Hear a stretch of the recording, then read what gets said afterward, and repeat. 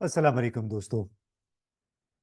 हस्बे खदशा यानी खदशात के ऐन मुताबिक सुप्रीम कोर्ट में नैब कवानीन में तरमीम से मुतल्लिक केस की समाअत के दौरान इमरान खान की पेशी की लाइव स्ट्रीमिंग न हो सकी। तवक्कुआत तो बहुत लगाई गई थी इस तमाम मामले से कि पहली मर्तबा इमरान खान की शक्ल देखने को मिलेगी उनके चाहने वालों को। यानी कोई 285-86 दिन हो गए हैं उनको जेल गए हुए, और उसके बाद पहला एक ही इमेज निकला, उस पर हम बाद में बात करते हैं। लेकिन एक बात वाजह हुई कि तकरीबन ये 3 घंटे की समाअत थी, 3 घंटे से कुछ कम, और तमाम नज़रें बिलाशुबा इमरान खान पे लगी रहीं। यानी जो उनका वीडियो लिंक था उसकी चूंकि कमरे अदालत में 2-3 एलईडीज लगी हुई थी और उसके ऊपर उनका इमेज था, तो जो आंखों देखा हाल बहुत सारे साथियों ने सुनाया उसके मुताबिक हॉल के अंदर, कमरे अदालत के अंदर मौजूद तमाम नज़रें इन्हीं स्क्रीन पर जमी हुई थी। जबकि जो भी कमरे अदालत में दाखिल होता था उसकी भी नज़रें फौरी तौर पे इसी स्क्रीन की तरफ चली जाती थी जिसमें इमरान खान बैठे अ, अपनी बाकी तमाम कार्रवाई वो सुन रहे थे। अब ऐसे लग रहा था कि जैसे ये लोग सिर्फ इमरान खान को देखने के लिए कमरा अदालत में आए हैं, जजों की तरफ कोई भी नहीं देख रहा था। और एक मौके पे ऐसे लगा कि शायद जहाँ से इमरान खान वीडियो लिंक के ज़रिए कनेक्टेड थे अदालत के साथ, वहाँ बिजली भी चली गई, और कुछ देर के बाद फिर बिजली वापस आई। और उन्होंने चूंकि बोर भी हो रहे थे, मौका उनको बोलने का नहीं मिल रहा था, तो उन्होंने अपने साथ ही बैठे हुए फिर किसी साहब के साथ बताया गया हमें कि गुफ्तगू भी शुरू की। कम से कम उनके एक्शंस से यही लग रहा था कि वो किसी के साथ महवे गुफ्तगू हो गए जब उनकी बोरियत में इजाफा हुआ। अब तवक्कुआत बहुत थी कि आज लोगों को 285 दिन के बाद इमरान खान देखने को मिलेंगे। कुछ लोगों ने उनको देख लिया, लेकिन एक तस्वीर बहरहाल बाहर आई। अ, इसमें एक अलबत्ता बात वाज़ेह थी कि जिन लोगों ने इद्दत ऐसे छोटे बल्कि घटिया केस भी न छोड़ा इमरान खान को सज़ा देने के लिए, या इद्दत या अलकादर ट्रस्ट ऐसे केस को इंस्ट्रूमेंट के तौर पे इस्तेमाल किया साबिक वज़ीर आज़म को मतून करने के लिए, उन पर दबाव डालने के लिए, और उन पे मौक़िफ़ को तब्दील करने के लिए असरअंदाज होने की गर्ज से। अब वो इंस्ट्रूमेंट्स जो थे उसमें हुआ ये कि इमरान खान दबाव में आने की बजाय वो मज़ीद डिटर्मिन्ड हो गए, ऐसे लगता है, क्योंकि अभी तक उनकी तरफ से किसी भी किस्म की लचक का मुजाहरा नहीं किया गया है। अब आज पहले दिन बहरहाल ये लगा कि जो लोग लाइव स्ट्रीमिंग की हर मुमकिन हद तक मुखालफत कर रहे थे या जिन्होंने मुखालफत की, वो जाहिर है वही लोग हैं जो कि निज़ाम के अंदर हैं, जिन्होंने मुख्तलिफ केसों के ज़रिए, जिन कई दर्जन केस हैं, उसमें अब अदालतों ने या तो रिहाई का भी हुक्म दे दिया इमरान खान की, या फिर जमानतें भी हो गई हैं दहशत गर्दी के केसों में। तो अंदाज़ा शायद कम लोगों को था कि जो लोग मुसलसल इस किस्म की रुकावटें खड़ी कर रहे हैं इमरान खान के रास्ते में, वो खुद को एक्सपोज करेंगे, बल्कि चीफ जस्टिस काजी फैज़ी साहब के आज़ाद अदलिया के दावों को भी एक्सपोज करेंगे। किसी को इस कदर शायद एहसास नहीं था। उनका ख्याल था कि चूंकि अदालत ने कह दिया है, सबसे बड़ी अदालत है, उसका भरम रखने के लिए भी लाइव स्ट्रीमिंग हो जाएगी, लेकिन लाइव स्ट्रीमिंग की इजाज़त न मिल सकी। अब इस तरह खुद काजी फायजीसा साहब भी बड़े एक्सपोज हुए। यानी जो लोग ऐसे लोग जो कि अपने बारे में बातें करते हैं, बढ़ बढ़ के दावे करते हैं रूल ऑफ लॉ की, कानून की बाला दस्ती की, वो खुद भी आज बज़ाहिर बेबस नजर आए। और उसका नतीजा ये निकला कि इस केस की लाइव स्ट्रीमिंग न हो सकी। आज की पेशी के दौरान कई लोगों का छोटापन भी सामने आया। इब्तदा से इख्तिताम तक पेशी के समाअत के दौरान भी अ, जजों के दरमियान इख्तलाफी नुक्ता नज़र सामने आया। لائیو سٹریم کا نہ ہونا، پھر عمران خان کی تصویر کا وہاں سے لیک ہو جانا، جو کہ مانیٹر کی اسکرین سے لی گئی تھی، ایک شاٹ تھا مانیٹر اسکرین کا۔ وہ تصویر وائرل ہونے کے بعد پولیس اور عدالتی اہلکاروں کی دوڑیں۔ اس کے بعد پھر جسٹس اطہر من اللہ کی طرف سے جب عمران خان کو ایک موقع پہ کہا گیا کہ پٹیشنر نمبر 1 کو دلائل کے لیے ہم بلا لیتے ہیں، تو اس پر ایک دم قاضی فائزہ صاحب چونکے، اور انہوں نے کہا کہ نہیں یہ اس پہ پٹیشن نمبر 1 کی بات ہم ایک ہی دفعہ سن لیں گے، اور ساتھ ہی انہوں نے مخدوم احمد علی خان کو کہا کہ آپ اپنے دلائل دے دیں۔ تو اب تمام تر جو عمل تھا اس سے ایک چھوٹی ذہنیت کی عکاسی شاید ہوتی ہے، یعنی اس طرح جس انداز میں قاضی فریضہ صاحب نے اطہر من اللہ، جسٹس اطہر من اللہ کی بات کو کاٹ کے اور مخدوم احمد علی خان کو کہا کہ آپ دلائل دیں، اس سے وہ ظاہر ہو رہا تھا کہ کسی صورت میں شاید وہ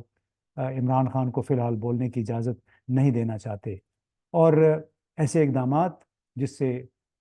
زیر عتاب شخص یعنی اڈیالہ کے قیدی کا قد بڑا ہوا، ہم یہی کہیں گے کہ جو کچھ بھی ہوا ہے اس سے اڈیالہ کے قیدی بڑے لگے، ان کی مقبولیت میں اور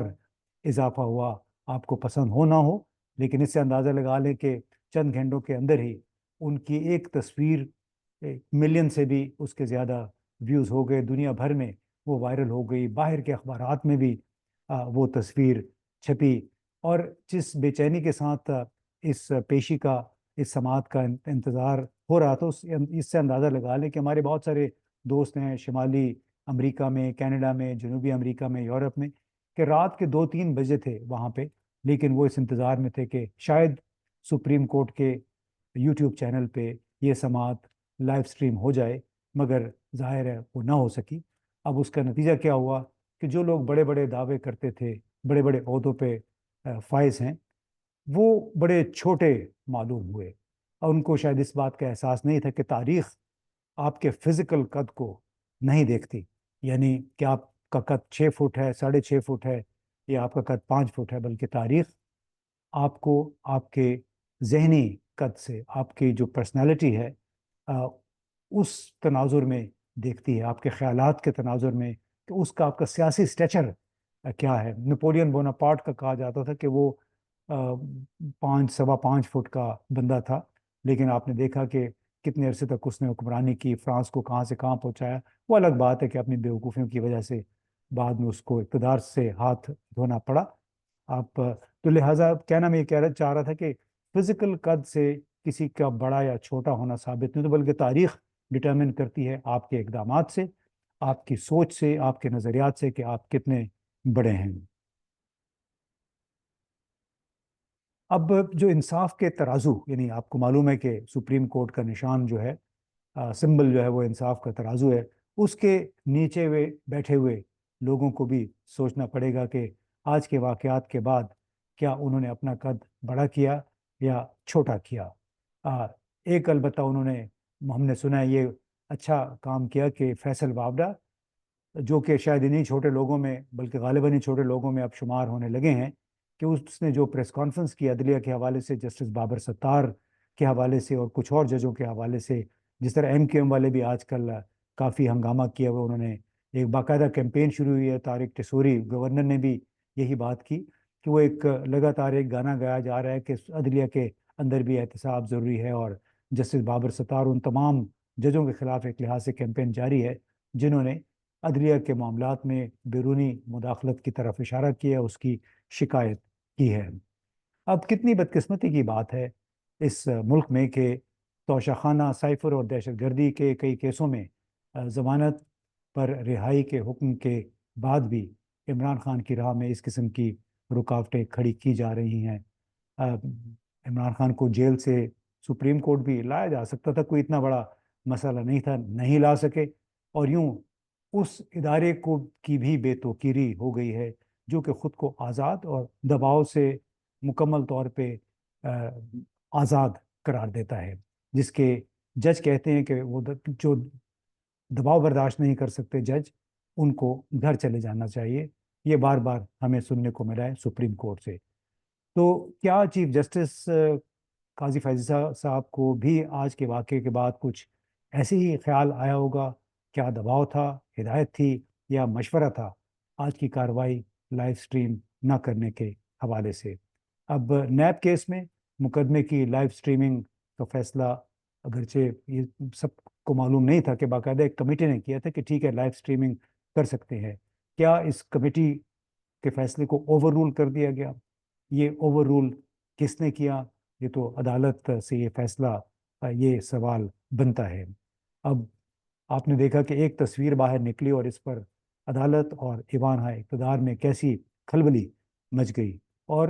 تصویر لیک کرنے والوں کی تلاش شروع ہو گئی۔ بھئی خوف کس بات کا ہے؟ اور کیا جیل میں رہ کر، جیل میں اس کو رکھ کر عمران خان کو، اور سوشل میڈیا پر پابندیاں لگا کر لوگوں کے دلوں سے آپ عمران خان کو نکال سکتے ہیں، آپ کو پسند ہو نہ ناپسند ہو؟